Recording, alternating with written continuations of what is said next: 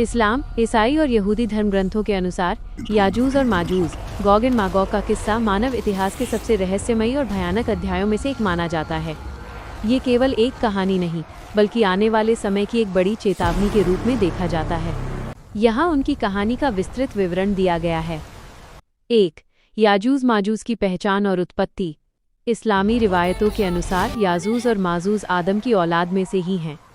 ये नूह अलैहिस्सलाम के बेटे याफिस की नस्ल से ताल्लुक़ रखते हैं। ये आम इंसानों जैसे ही हैं, लेकिन उनकी तादाद इतनी अधिक है कि दुनिया का कोई भी लश्कर उनका मुकाबला नहीं कर पाएगा। शारीरिक बनावट। हदीसों के अनुसार उनकी आंखें छोटी होंगी, चेहरे चौड़े और ढाल की तरह गोल होंगे और बालों का रंग हल्का पीला या लालिमा लिए हुए होगा। वे बहुत ताकतवर और फसादी, उपद्रवी किस्म के लोग हैं। 2. जुल्करनैन और लोहे की दीवार का निर्माण। हजारों साल पहले एक नेक और महान बादशाह हुए जिनका नाम जुल्करनैन था। अल्लाह ने उन्हें पूरी दुनिया में घूमने की शक्ति और साधन दिए थे। अपनी यात्रा के दौरान वे 2 पहाड़ों के बीच एक ऐसी बस्ती में पहुंचे जहां के लोग बहुत परेशान थे। बस्ती वालों की पुकार। वहां के लोगों ने जुल्करनैन से शिकायत की कि याजूज और माजूज पहाड़ों के पीछे से निकलकर आते हैं, उनकी फसलों को तबाह कर देते हैं, कत्लो गारत करते हैं और ज़मीन पर फसाद फैलाते हैं। दीवार का निर्माण। लोगों ने जुल्करनैन से कहा कि हम आपको टैक्स माल देंगे, बस आप हमारे और उनके बीच एक दीवार बना दें। जुल्करनैन ने माल लेने से इनकार कर दिया और कहा कि मेरे रब ने मुझे जो दिया है वो काफ़ी है, बस तुम लोग शारीरिक मेहनत में मेरी मदद करो। निर्माण की प्रक्रिया। जुल्करनैन ने लोहे के बड़े बड़े टुकड़ों को 2 पहाड़ों के बीच भर दिया, फिर आग जलाकर लोहे को लाल किया और उस पर पिघला हुआ तांबा, कॉपर डाल दिया।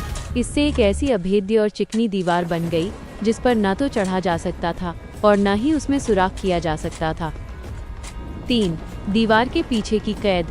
हजारों सालों से याजूज और माजूज उस दीवार के पीछे कैद हैं। वे रोज़ाना उस दीवार को खोदने की कोशिश करते हैं। रोज़ाना की कोशिश। वे दिन भर खुदाई करते हैं और जब दीवार इतनी पतली रह जाती है कि सूरज की रोशनी दिखने लगे तो उनका सरदार कहता है, आज के लिए इतना ही, बाकी कल खोदेंगे। अल्लाह की कुदरत। लेकिन वे इंशाअल्लाह, अगर अल्लाह ने चाहा नहीं कहते। अगले दिन जब वे वापस आते हैं तो अल्लाह उस दीवार को पहले से भी ज़्यादा मजबूत और मोटा कर देता है। आज़ादी का दिन। क़यामत के करीब एक दिन उनका सरदार कहेगा, चलो बाकी इंशाअल्लाह कल खोदेंगे। अगले दिन वे दीवार को उसी हाल में पाएंगे जैसा छोड़ कर गए थे और उसे तोड़कर बाहर निकल आएंगे। 4. बाहर निकलने के बाद की तबाही। जब याजूज माजूज बाहर निकलेंगे तो वे एक सैलाब की तरह हर ऊंची जगह से नीचे उतरेंगे। उनकी संख्या इतनी अधिक होगी कि 1. पानी का अकाल। उनका पहला जत्था तिबरिया झील, सी ऑफ गैलिली से गुजरेगा और उसका सारा पानी पी जाएगा। जब आखिरी जत्था वहां पहुंचेगा तो वो कहेगा, कभी यहाँ पानी हुआ करता था। 2. कत्लेआम। वे पूरी दुनिया में तबाही मचाएंगे। वे कहेंगे, हमने ज़मीन वालों को ख़त्म कर दिया, अब आसमान वालों की बारी है। 3. आसमान की ओर तीर। वे आसमान की तरफ तीर चलाएंगे और अल्लाह उनकी आजमाइश के लिए उन तीरों को खून लगा हुआ वापस भेज देगा, जिससे उन्हें लगेगा कि उन्होंने नौजुबिल्लाह खुदा को भी हरा दिया। 5. हज़रत ईसा अलैहिस्सलाम का दौर। उस वक्त हज़रत ईसा जीसस ज़मीन पर उतर चुके होंगे और दज्जाल का खात्मा कर चुके होंगे। अल्लाह हज़रत ईसा को हुक्म देगा, मेरे कुछ ऐसे बंदे याजूज माजूज निकले हैं जिनसे लड़ने की ताकत किसी में नहीं, इसलिए आप मुसलमानों को लेकर तूर पहाड़ पर चले जाएं। मुसलमान तूर पहाड़ पर पनाह लेंगे जहां खाने पीने की सख्त किल्लत होगी। हज़रत ईसा और उनके साथी अल्लाह से गिड़गिड़ा कर दुआ करेंगे। 6. याजूज माजूज का अंत। अल्लाह उनकी दुआ सुन लेगा और याजूज माजूज पर एक अजाब भेजेगा। कीड़ों की बीमारी।